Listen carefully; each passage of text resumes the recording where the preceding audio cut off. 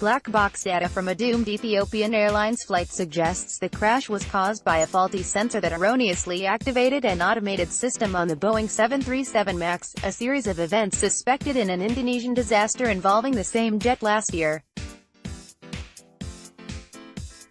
Data from a vane-like device, called the angle of attack sensor, incorrectly activated the computer-controlled system, according to several people who have been briefed on the contents of the black box in Ethiopia. The system, known as MCAS, is believed to have pushed the front of the plane down, leading to an irrecoverable nosedive that killed all 157 people aboard. The black box, also called the flight data recorder, contains information on dozens of systems aboard the plane. The black box is on the jet's Boeing's latest generation of the 737, survived the crashes, allowing investigators to begin piecing together what caused the disasters. Both investigations are continuing, and no final determinations have been made. The new connections between the two crashes point to a potential systemic problem with the aircraft, adding to the pressure on Boeing. The company already faces scrutiny for its role in the design and certification of the plane. The Federal Aviation Administration delegated significant responsibility and oversight to Boeing. The company is now on the defensive, as investigators, lawmakers and prosecutors try to determine what went wrong. The Justice Department is investigating the jet's development, while the Transportation Department's Inspector General is looking into the certification process. The Inspector General has issued a subpoena to at least one former Boeing engineer for documents related to the 737 MAX, according to a person familiar with the investigation.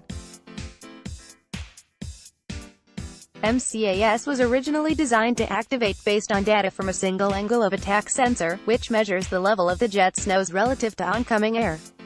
Air safety experts, as well as former employees at Boeing and the supplier that made the sensor, have expressed concern that the system had this single point of failure, a rarity in aviation. "That's not a good engineering system," said Bjorn Färm, an aeronautical engineer and a former fighter pilot for the Swedish Air Force. "That's where they screwed up royally." In a tacit acknowledgement that the initial design was flawed, Boeing this week unveiled a software update that specifically addresses the concerns about MCAS and the sensors. Authorities will have to approve the fix before the planes start flying again. Regulators around the world grounded the MAX this month, and airlines are not expected to use them soon. On Friday, Southwest Airlines said it planned its flight schedule till May without its 34 MAX jets. Boeing said it could not comment on the black box findings until investigators released their official report, per international aviation agreements.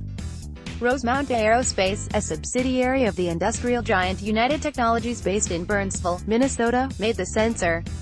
A United Technologies spokeswoman did not immediately respond to requests for comment. Angle of attack sensors are highly reliable and have been used on passenger jets for years, but like any aircraft component, they can fail. Given that, former Boeing and Rosemount engineers said it was surprising that Boeing would allow a single sensor to activate a crucial system that pushes the aircraft towards the ground. The sensors, which are effectively wind vanes on the jet's nose, have malfunctioned in the past, for a variety of reasons, including bird strikes, according to the former engineers. They have also been broken by jetways that attach to the plane for passengers to board and exit the plane. The sensors can also malfunction if water pools around them and then freezes when the plane reaches a certain altitude, the engineers said. The sensors have built-in heaters to prevent freezing at such high altitudes, but they sometimes do not work quickly enough or can fail outright.